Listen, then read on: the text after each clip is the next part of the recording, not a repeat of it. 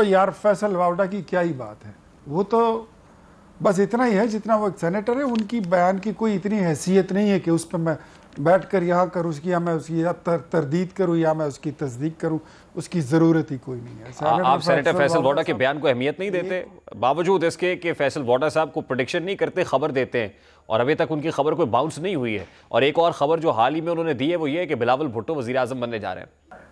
तो ठीक है ना, बने ना। देखिए मैं आपको एक बात बताता हूँ, हमने तो हुकूमत लेने से पहले हमने तो पीपल्स पार्टी को ऑफर की थी कि आप हुकूमत बना ले, हम आपका साथ देंगे। नहीं, रेहान तारिक साहब, पाकिस्तान मुस्लिम लीग नून ये नहीं चाहती कि इस्टेब्लिशमेंट और पीटीआई के बीच में या किसी भी सियासी जमात में कोई दूरियां रहें या कोई खराबियां रहें, बल्कि हम ये चाहते हैं कि पीटीआई जो अब तक सिर्फ इस्टेब्लिशमेंट के कंधों पर सवार होकर सियासत करती थी या हुकूमत करती थी, या अगर अपोजिशन भी उन्होंने माजी में की थी 2014 से लेकर 2018 तक, तो वो भी उन्होंने इस्टेब्लिशमेंट के कंधों पर बैठकर की थी। और 2018 से लेकर 2021-22 तक, मई 2022 तक, मार्च तक जो उन्होंने हुकूमत की, वो भी उन्होंने इस्टेब्लिशमेंट के कंधों पर बैठकर की थी। हम ये चाहते हैं कि ये एस्टेब्लिशमेंट के इस्तेमाल से एक साइड पे हो जाए, उनको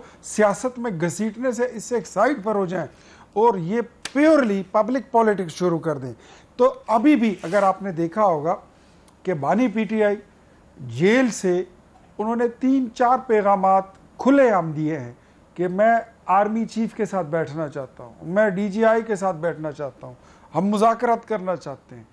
तो हम उनको यही कहते हैं कि आपने बैठना होगा तो आपको नवाज शरीफ के साथ बैठना होगा, आपको आसिफ अली जरदारी के साथ बैठना होगा, आपको मौलाना फजल रहमान के साथ बैठना होगा, आपको एमक्यूएम के साथ और एएनपी के साथ बैठना होगा, आप जितनी पॉलिटिकल पार्टीज हैं और उनके लीडर्स हैं उनके साथ। सेनेटर फैसल वाडा साहब का स्टेटमेंट है कि पाकिस्तान मुस्लिम लीग नून एस्टैब्लिशमेंट और पीटीआई के माबैन दूरियां बढ़ने की मौजब है। और यार फैसल वावडा की क्या ही बात है, वो तो बस इतना ही है जितना वो एक सेनेटर है। उनकी बयान की कोई इतनी हैसियत नहीं है कि उस पर मैं बैठ कर यहाँ करूँ उसकी, या मैं उसकी तरदीद करूँ या मैं उसकी तस्दीक करूँ, उसकी ज़रूरत ही कोई नहीं है। आप सेनेटर फैसल वाडा के बयान को अहमियत नहीं देते, बावजूद इसके कि फैसल वाडा साहब को प्रेडिक्शन नहीं करते, खबर देते हैं, और अभी तक उनकी खबर कोई बाउंस नहीं हुई है। और एक और खबर जो हाल ही में उन्होंने दी है वो ये है कि बिलावल भुट्टो वज़ीर आज़म बनने जा रहे हैं। तो ठीक है ना, बने ना। देखिए मैं आपको एक बात बताता हूँ, हमने तो हुकूमत लेने से पहले हमने तो पीपल्स पार्टी को ऑफर की थी कि आप हुकूमत बना ले, हम आपका साथ देंगे। उन्होंने कहा कि नहीं, आपका नंबर जो है वो पार्लियामेंट में ज़्यादा है तो आप रहे। अगर वो अब भी विलिंग है, और वो तो मेरे ख्याल में उनको सबसे पहले अपनी विलिंगनेस मुस्लिम लीग नून को शो करनी चाहिए, बिलावल भुट्टो जरदारी को। तो मेरे ख्याल में तो मियां नवाज शरीफ साहब ने तो उनको बड़ी ओपन ऑफर दी थी कि आप आइए हुकूमत बनाएं, हम आपको सपोर्ट करते हैं। अब एक तासुर है कि आपके इत्तेहादी भी आपसे नाराज़ हैं। पीपल्स पार्टी आके बरमला इस बात का इजहार कर रही है कि पाकिस्तान मुस्लिम लीग नून ने हमारे साथ की गई कमिटमेंट्स को पूरा नहीं किया। फिर पाकिस्तान मुस्लिम लीग नून ने अपना पॉलिटिकल कैपिटल भी लूज़ किया है विद इन द पीएमएलएन भी लगता है कि हाउस इन ऑर्डर नहीं है। और अब ये कि इस्टेब्लिशमेंट भी कहीं पाकिस्तान मुस्लिम लीग नून की इस तर्ज हुकूमत से, गवर्नेंस से, डिलीवरेंस से कुछ ज़्यादा खुश नहीं है। तो नून लीग तो ज़्यादा मसाइल में घिरी भी नजर आ रही है। इख्तियार वली साहब, हमारा सबसे पहले जो गोल था वो पाकिस्तान की इकोनॉमिक रिवाइवल था। हम उस गोल में अल्हम्दुलिल्लाह कामयाब हो गए हैं। आपके इकोनॉमी की जितने आशारिये हैं वो सब इस वक्त मुस्बत जा रहे हैं। हाँ, जहाँ तक पॉलिटिकल इत्तेहादियों की बात है, जो हमारे इत्तेहादी हैं, तो बिल्कुल इत्तेहादी हुकूमत में कभी भी ये 5 साल जो हैं ये इतने आराम से और इतने सुकून से और बिल्कुल स्मूथली नहीं गुजरते। उतार चढ़ाव भी आता है, गिले शिकवे भी होते हैं और हकायतें भी होती हैं, लाड प्यार भी होता है और फिर नाजबरदारी भी होती है। तो वो हम करेंगे, बिल्कुल करेंगे, हम बैठेंगे उनके साथ और ये इतनी ही दूरी होगी, इससे ज़्यादा ये नाराज़गी नहीं हो सकती। मैं समझता हूँ कि जिस दिन आसिफ अली जरदारी साहब, बिलावल भुट्टो जरदारी साहब, मियां नवाज शरीफ साहब और वज़ीर आज़म साहब बैठेंगे तो ये मसाइल और ये जो गैप है ये ख़त्म हो जाएगा। जहाँ तक बिलावल साहब तो आज की बात है, तो मेरे ख्याल बिलावल साहब तो मौलाना फजल रहमान साहब के साथ आज जा बैठे हैं और वो ये मशवरा दे रहे हैं मौलाना फजलुर रहमान व अख्तर जान मैंगलो, महमूद खान अचकजई हूँ, मिल के बानी पीटीआई को भी रास्ता देना चाहिए। क्या करना चाहिए?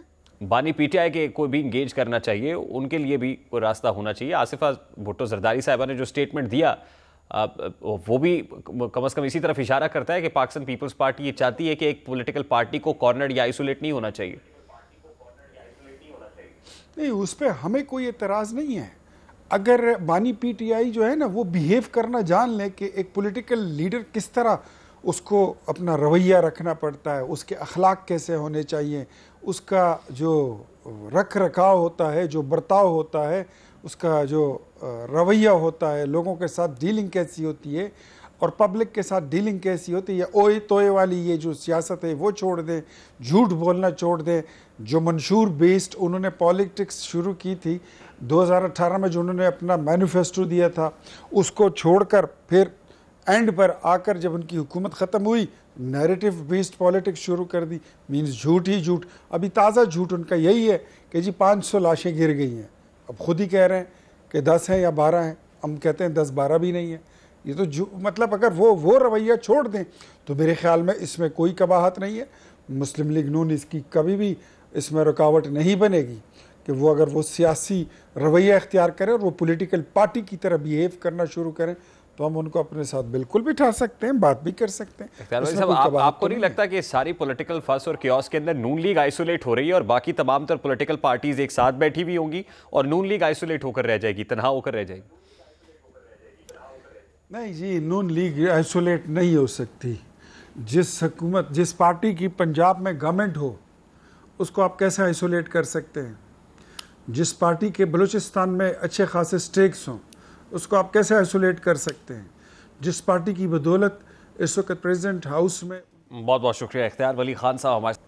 और यार फैसल वावडा की क्या ही बात है, वो तो बस इतना ही है जितना वो एक सेनेटर है। उनकी बयान की कोई इतनी हैसियत नहीं है कि उस पर मैं बैठ कर यहाँ करूँ उसकी, या मैं उसकी तरदीद करूँ या मैं उसकी तस्दीक करूँ, उसकी ज़रूरत ही कोई नहीं है। आप सेनेटर फैसल वाडा के बयान को अहमियत नहीं देते, बावजूद इसके कि फैसल वाडा साहब को प्रेडिक्शन नहीं करते, खबर देते हैं और अभी तक उनकी खबर कोई बाउंस नहीं हुई है। और एक और खबर जो हाल ही में उन्होंने दी है वो ये है कि बिलावल भुट्टो वज़ीर आज़म बनने जा रहे हैं।